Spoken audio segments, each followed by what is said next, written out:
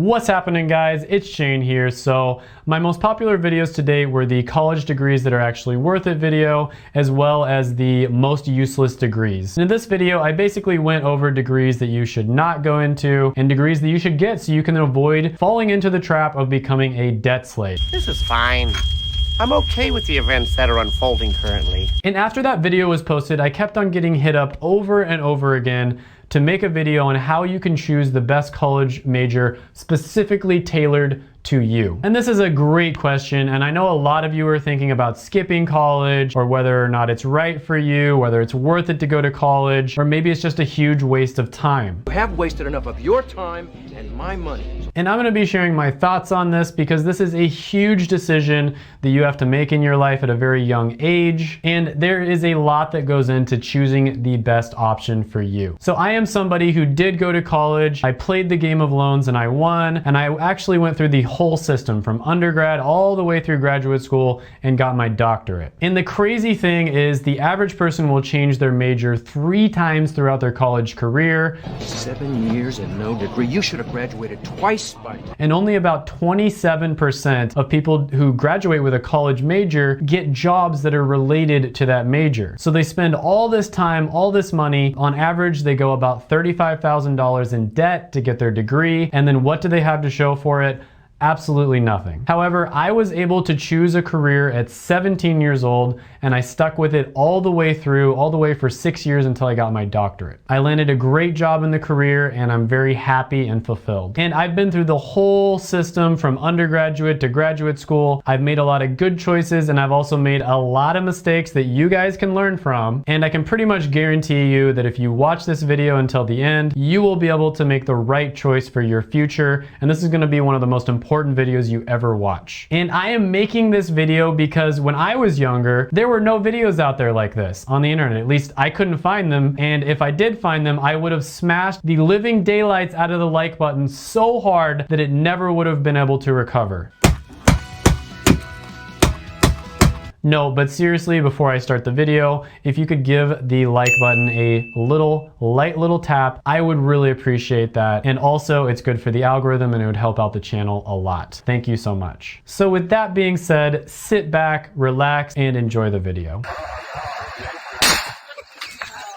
So when it comes to picking a major, there are really 5 easy steps that are very important, and you want to do these 5 steps in this order. Now, the first step is going to sound stupidly simple, but you want to identify your interests. What makes you happy? What brings you lasting joy? His smile was one of those rare smiles that you may come across 4 or 5 times in life. And it can be extremely hard for us to be honest with ourselves and really figure out what makes us happy. You know, not what makes your parents happy, not what makes your girlfriend happy. Smile. I said smile. Not what makes other people happy, what makes you happy. And the best way to figure this out if you're confused about it, and really you should just do this anyways, even if you think you know, is to make a list, at least 10 things that make you really happy. Now, I'm not talking about things that bring you just like temporary pleasure, like drinking alcohol or eating a candy bar or something like that. That's not what I'm talking about. That's not lasting happiness.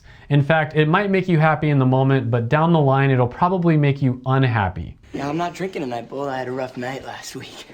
What I'm talking about are activities that bring you lasting joy. So you might do it, and then a week later, you're still just beaming because it was just such a great experience for you. And seriously, just think, what do I like? And then write down anything that pops into your head, no matter how silly it sounds. And if you can't think of a single thing, you really need to go out and just start trying different things until you find something that really does make you happy, because this is very, very important. So for instance, if you're passionate about watching PewDiePie videos, then write that down. If you're passionate about making gourmet coffee, write that down. If you're passionate about ASMR, which is that weird trend where people make really quiet sounds loud, I don't really get it, but you get the idea, write that shit down. Now, the next step after you've taken the time to do that is you really want to identify what you're good at and what you're bad at. Now, the first word that probably pops into your head is talent. And I do want to say something about talent. I think that talent is real. It is a real thing. There's some people that are just naturally born being extremely good at math or really fast or whatever. But at the same time, I believe that hard work beats talent 99 out of 100 times. I mean, just think about your work. The person who does the best job at your work is usually not the most talented person. It's the person that works the hardest. The person who does the best in your classes is probably not the smartest person.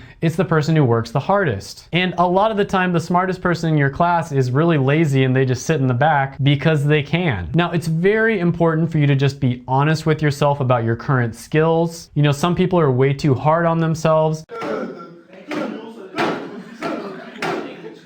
Other people are, you know, way too easy on themselves and they think they're just good at everything. But you really want to be objective and fair with this and be as honest as you can with yourself. So it's important to be practical. And one example of this is math, for instance. You know, if you are somebody who's really bad at math, chances are you don't like math. And so therefore, you probably don't want to go into engineering or physics or mathematics. And the best thing you can do in this step, I'm telling you, this is so important and you will absolutely love the results if you actually do this, is message your friends and your family, tell them that you're taking a leadership class and ask them to identify your top 5 strengths and your top 5 weaknesses. Tell them it's due, you know, a week from now and please get back to me as soon as you can. Just, you know, say it's a leadership class. You're right here. This is a leadership class, okay? Professor Shane is speaking. I know you're probably embarrassed about asking them that question, but it's totally normal and they do this in business classes and that sort of thing all the time. And bonus points if you ask somebody who doesn't like you. 60 points.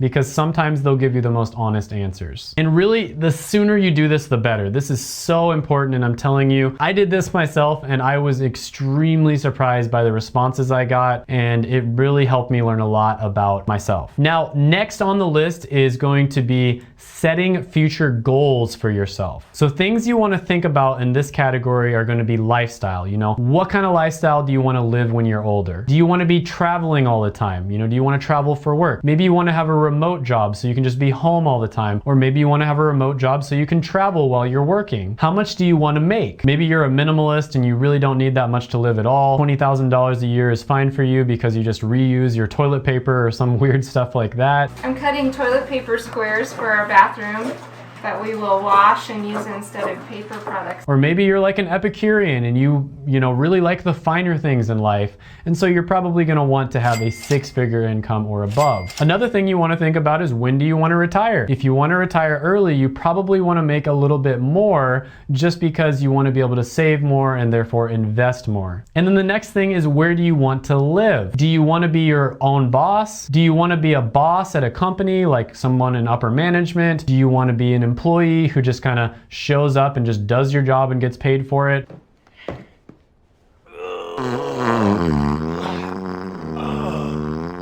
And you just live a very simple life and you want to focus on family or other things. Or maybe you want to become an entrepreneur, start your own business and try to save the world. Batman speaking.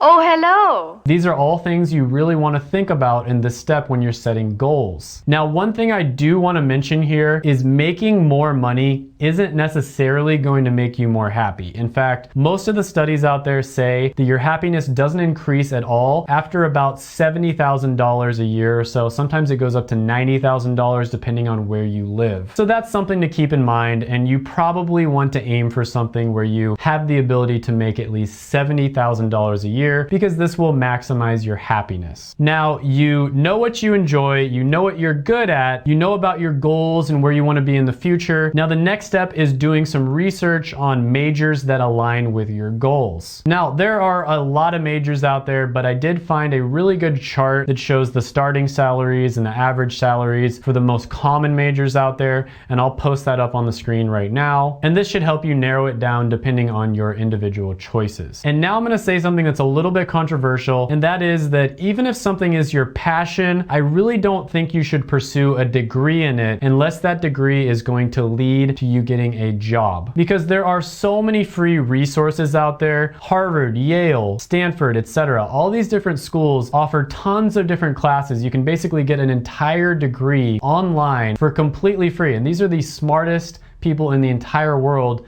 teaching these classes. So really the value of a degree is your ability to get a better job because of it. And if a history degree, for instance, doesn't allow you to get a good job, then you probably should not get a history degree. So if you're passionate about history, for instance, I mean, this is one of my biggest passions. I absolutely love it. What I would recommend is you really need to get creative and go an alternative route. So you probably want to start maybe a YouTube channel or a blog or an Instagram or something along those lines that where you can provide entertaining content to people and YouTube will actually pay you for people to watch your videos. Now, there are a lot of really good sites out there to do research on different careers. My personal favorite is Glassdoor.com. I think they have the most information and the most accurate data. Now, if you're making this top 10 list and you realize that not a single major on this list is something that you're really interested in doing, you're just one of those people that has to pursue your passion, that's totally fine. I'm not saying there's anything wrong with that. All I'm saying is I would recommend either A, not getting a degree at all, or B, go to a community college, take super cheap classes while you're trying to figure out which degree is going to be one that is going to satisfy you. You know, eventually if you do enough research, you will find something that's fun and something that you like. Now, after you've done these steps, go ahead and start narrowing it down and looking at forums that are about these professions. So a really good example of this is if you're looking at a medical profession, StudentDoctorNetwork.com is amazing. It has a lot of really great resources. There's tons of doctors, pharmacists, PAs, nurses, etc. that post on there. Another thing you want to look up is how many jobs are available now, how many jobs are projected to be available in the next 10 years. You want to look up the job satisfaction rating. You know, maybe it's a really well-paying job. Maybe it's a job that pays really well, but everybody's absolutely miserable doing it. And then make sure that all the goals you set for yourself can be accomplished if you go with that career or that major. Now, after this, you probably would have narrowed the list down to about 3 to 5. And at this point, it's very, very important that you don't skip this step. This is probably the most important step. What you want to do is you want to start actually contacting people who are in these careers. You need to talk to real people. And there's several ways to do this. You can look them up on LinkedIn and then very nicely ask them if you can ask them any questions. You can look them up locally and then just call their business and ask them if you can either shadow them or just ask them a few questions if they're not busy. Or you can reach out through your network. Maybe you have a family member or friends that knows somebody in the profession, and then you can ask them questions that way. And then additionally, sometimes different careers will hold different events like career fairs, or maybe there's a talk with somebody who's at the top of whatever respective career they're in. You can go to those types of events and then you'll be able to talk and network with people who are doing that job. The big thing is just don't be creepy about it. Be respectful of their time and you should be fine. I mean, they'll probably be more than happy to help you. And then just make sure you talk to a few different people in the career because you could get a hold of one person who's just overly negative or overly positive. So you want to talk to at least like 3 people, I'd say, to get a good idea of what's actually going on and what the actual day-to-day life of a person who's doing that career is. And I can almost guarantee you that you'll start leaning towards one of the careers, you know? You'll pick up on the passion in their voice or something like that, and one of them will just start making you excited,